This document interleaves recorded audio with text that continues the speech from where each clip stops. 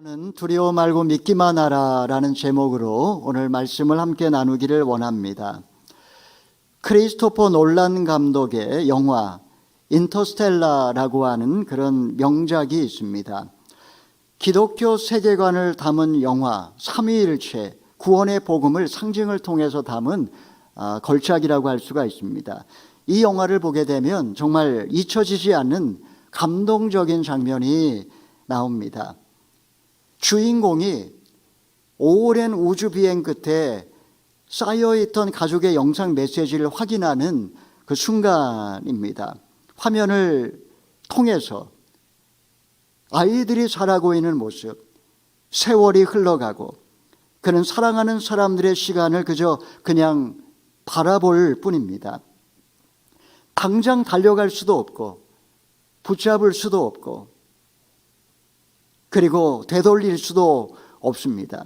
더 견디기 힘든 것은 완전히 끝났다라는 그런 확정이 아니라 아직 여전히 관계는 남아있고 사랑도 남아있는데 지금 이 순간 나의 힘으로 할 수 있는 것은 아무것도 없다라는 사실입니다. 사람은 바로 그 순간에 절망합니다. 희망이 완전히 꺼진 때보다 희망이 남아있는데도 내 손으로 아무것도 할 수 없다라는 그런 순간에 더 두려워집니다. 그 시간은 인간의 한계가 선명하게 드러나는 그런 시간입니다. 오늘날 현대인들은 불안한 시대를 살아가고 있습니다. 애써서 평온한 표정을 짓고 있지만 내면은 설명하기 어려운 두려움이 깔려 있습니다. 혹시 내가 사랑하는 것을 잃게 되면 어쩌나? 지금 붙들고 있는 삶이 무너지면 어쩌나? 인간은 이런 근원적인 불안 앞에 서 있습니다. 오늘 우리가 함께 읽은 누가복음 8장은 바로 그런 인간의 실존을 보여줍니다. 한 남자는 12살 된 딸이 죽어가고 있고 다른 한 여인은 지난 12년 동안 조금씩 죽어가고 있습니다.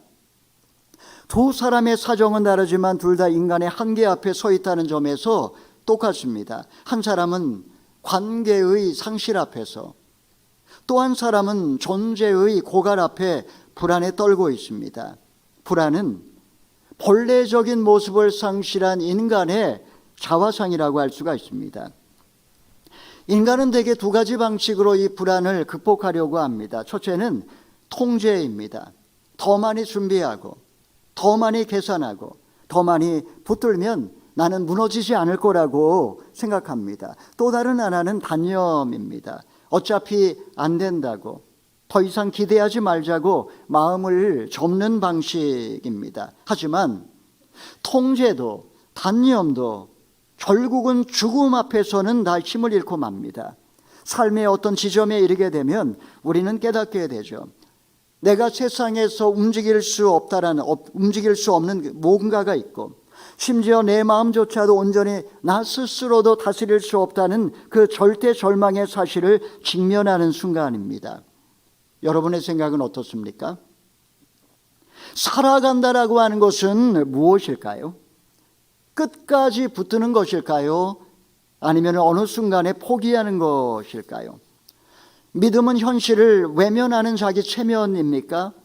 무너지는 현실 한가운데에서 결국 인간을 다시 일으켜 세우는 하나님의 능력입니까? 사랑하는 이를 잃어가는 자리에서, 몸과 마음이 소진되는 자리에서, 모든 희망이 무너진 자리에서 사람은 무엇으로 사는 것일까요?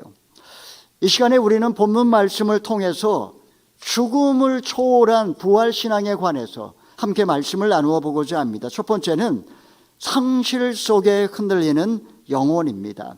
우리 41절에서 43절 읽어보겠습니다. 시작. 그때 야이로라는 회당장에 와서 예수의 발 앞에 엎드리며 자기 집에 와달라고 간절히 애원했습니다. 12살 된 자기 외동딸이 죽어가고 있었기 때문입니다. 예수께서 그리로 내려가시는데 많은 사람들이 밀어댔습니다.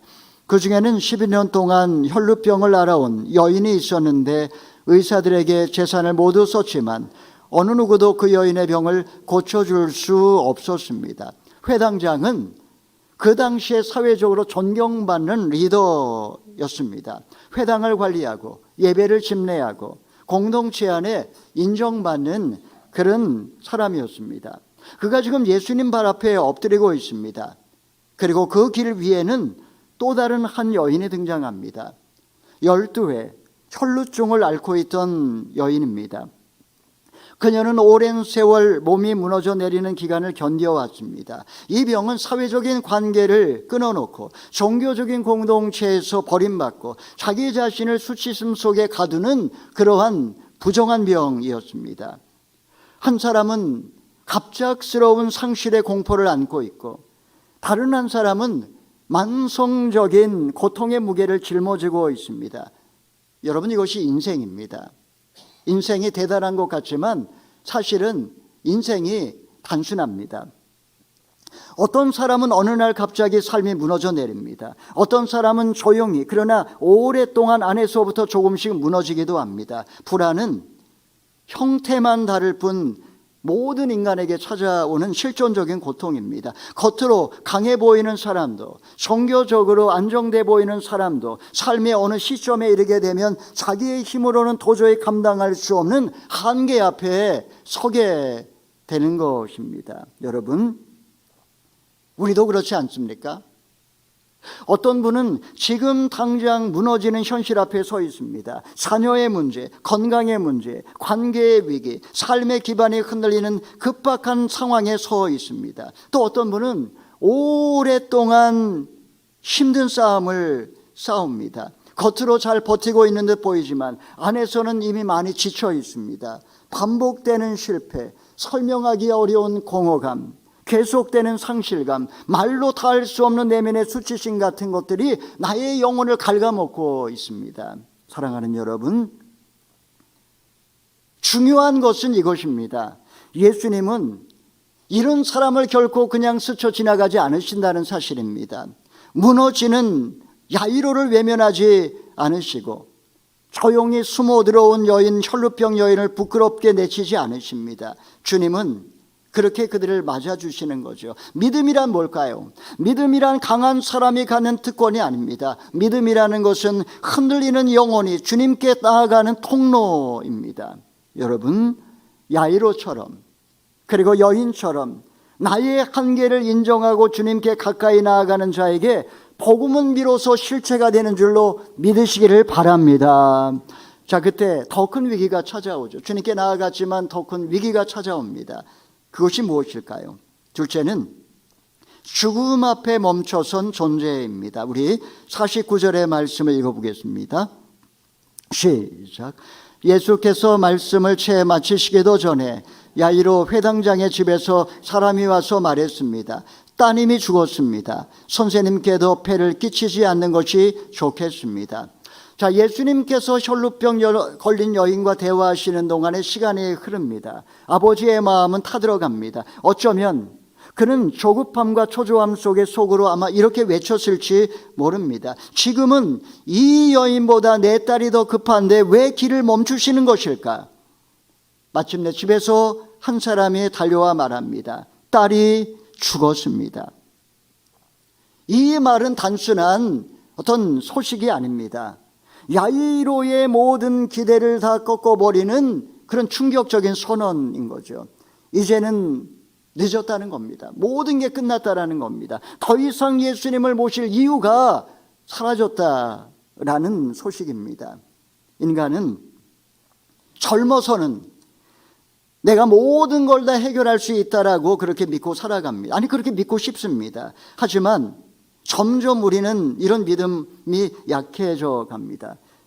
우리는 전에는 늦기 전에 조치하면 된다라고 생각을 했습니다. 더 좋은 의사를 만난다면, 더 많은 정보를 얻는다면, 더 많은 돈을 쓴다면, 더 내가 힘써 노력한다면 언젠가 어떻게 해서든지 길은 열릴 거라고 그렇게 믿습니다. 그럼에도 죽음이 우리 인생에 찾아오는 그 순간에 인간이 끝내 통제하지 못하는 마지막 한계 상황에 우리는 모두 다 그 앞에 직면하게 됩니다. 죽음 앞에서는 사회적인 지위도, 재산도, 경험도, 종교적인 형식도 더 이상 힘을 쓰지를 못합니다. 결국 인간은 죽음 앞에 두려워하게 되는 거죠. 사실 죽음은 임종의 순간만 찾아오는 것이 아닙니다. 관계가 완전히 식어버렸을 때도, 소망이 더 이상 보이지 않을 때도, 마음이 굳어져 생명의 기운을 잃었을 때도 우리는 죽음의 그림자를 경험하기 시작합니다. 이런 것을 사망권세라고 이야기를 합니다. 어떤 사람은 아직 살아있지만 이미 삶에 대한 감각마저 다 잃어버렸습니다. 아무 일도 기대되지 않고 기쁨도 슬픔도 무뎌지고 영혼이 닫혀버리고 무기력해지고 무감각해지고 무능해지는 겁니다. 성경은 이런 삶의 심연까지도 외면하지 않습니다. 여러분, 우리 역시도 아직 여전히 살아있음에도 불구하고 이젠 늦었습니다 라는 말을 마음속에서 자주 듣습니다. 관계는 이미 틀어졌다고, 내 인생은 여기까지라고, 건강도 사명도 가정도 신앙도 이미 너무나 멀리 왔다고 그렇게 생각할 때가 있습니다.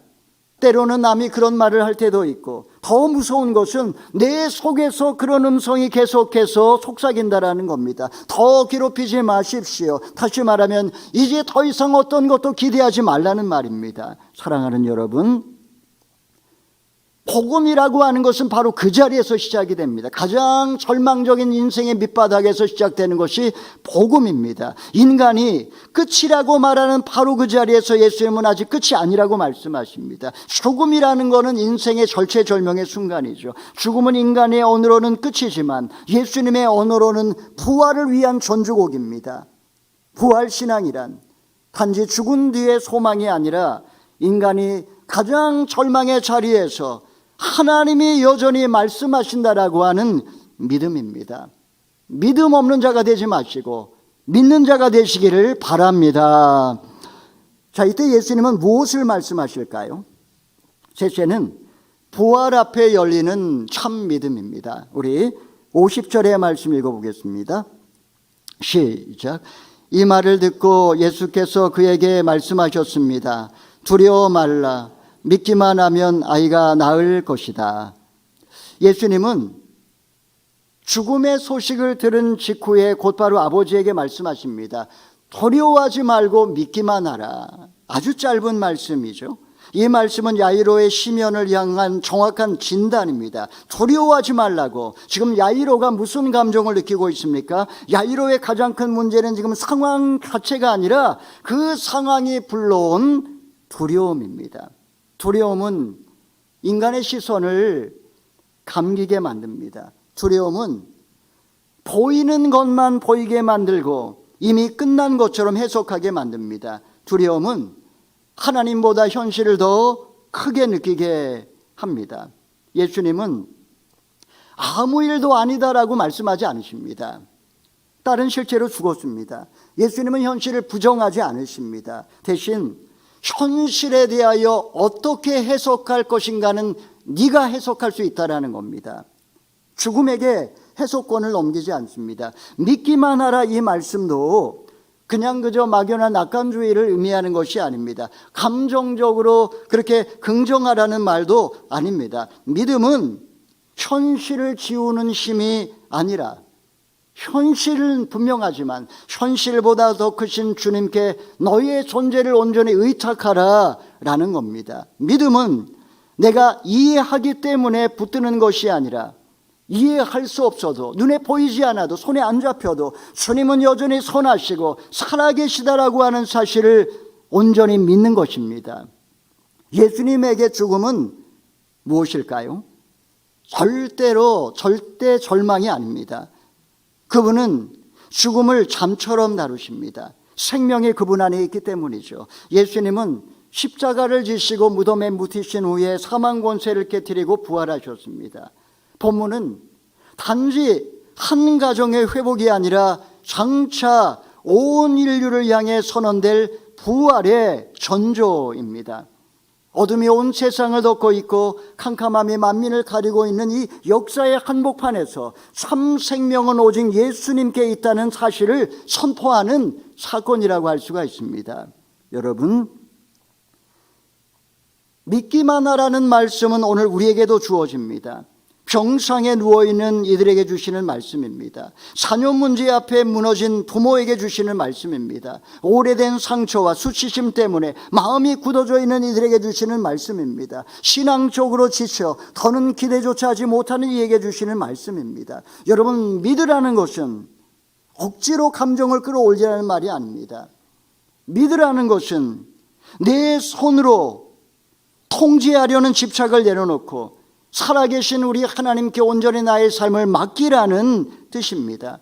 믿으라는 것은 불안에 사로잡힌 채 세상을 해석하지 말고 부활하신 주님의 관점으로 너의 인생을, 너의 삶을, 이 세상을 바라보라는 의미입니다. 사랑하는 여러분, 부활절은 단지 그저 과거를 기념하는 기념일이 아닙니다. 부활절은 죽음보다 생명이 크다라고 하는 하나님의 선포입니다. 예수님은 본문에서 그것을 미리 보여주셨고 십자가와 부활을 통해 완전히 이루셨습니다. 믿음은 부활의 주님께 나의 삶의 해소권을 드리는 것입니다. 세상은 절망이라고, 세상은 끝이라고 말하지만 주님이 말씀하신다면 얼마든지 죽음의 상황도 부활로 승리할 수 있다고 약속하고 있습니다. 조니 에릭슨 타다라고 하는 여성이 있습니다. 17살 때에 다이빙 사고로 전신마비가 되었습니다. 그녀는 긴 세월 휠체어를 타는 삶과 만성적인 통증을 견디며 정말 어둠의 시간을 보내야만 했습니다. 세상은 그녀의 사고를 비극이라고 보았고 그녀를 딱하게 여겼지만 그녀는 그 순간에 부활의 주님을 붙들었습니다. 장차 새 몸을 입게 될 그 소망을 바라보면서 내가 부활의 다리를 갖게 된다면 가장 먼저 감사의 무릎으로 주님 앞에 엎드릴 거라고 그녀는 고백을 했습니다. 현실은 무거웠지만 그녀의 믿음은 지금도 수많은 이들에게 희망을 전하고 있습니다. 자선단체를 만들어서 절망 가운데 있는 영혼들에게 주님을 바라보고 영원한 세계를 소망하는 메신저로 살아가고 있습니다. 여러분, 이것이 부활신앙입니다. 끝처럼 보이는 자리에서 절체절명의 순간에도 주님은 여전히 살아계시기에 내 인생은 아직 끝이 아니라고 선포하고 믿는 것입니다. 여러분은 요즘 어떻게 살고 계십니까? 본문의 등장인물들은 우리의 모습입니다. 우리는 사랑하는 이를 잃을까 두려워합니다. 우리는 오래된 상처와 그리고 그 고난 속에서 힘겨워합니다. 어느 순간에는 완전히 손쓸 수 없는 자리까지 내려가기도 하죠. 그리고 그 자리에서 인생의 가장 밑바닥에서 주님이 찾아오십니다. 주님은 우리에게 말씀하십니다. 두려워하지 말고 믿기만 하라. 두려움은 우리를 움츠러들게 만들지만 믿음은 주님의 손으로 이끕니다. 두려움은 죽음의 언어를 반복하지만 믿음은 부활의 언어를 듣게 합니다. 두려움은 끝났다라고 말하지만 믿음은 주님이 아직 역사하고 계신다라고 고백합니다. 사랑하는 성도 여러분, 상황이 절망적일지라도 믿기만 하십시오. 여러분의 눈에 눈물이 앞을 가릴지라도 믿기만 하십시오. 설명되지 않은 시간이 길어진다 할지라도 믿기만 하시기를 바랍니다. 주님이 사망 권세를 이기고 부활하셨습니다. 부활의 주님이 우리 가운데 지금도 살아계십니다. 이 부활의 아침에 이 믿음이 우리 모두의 심령에 새겨지기를 축복합니다. 죽음 같은 절망을 넘어서 상실 같은 어둠을 뛰어넘어 부활의 주님을 바라보며 살아가시는 저와 여러분 다 되기를 주님의 이름으로 축원합니다. 아멘.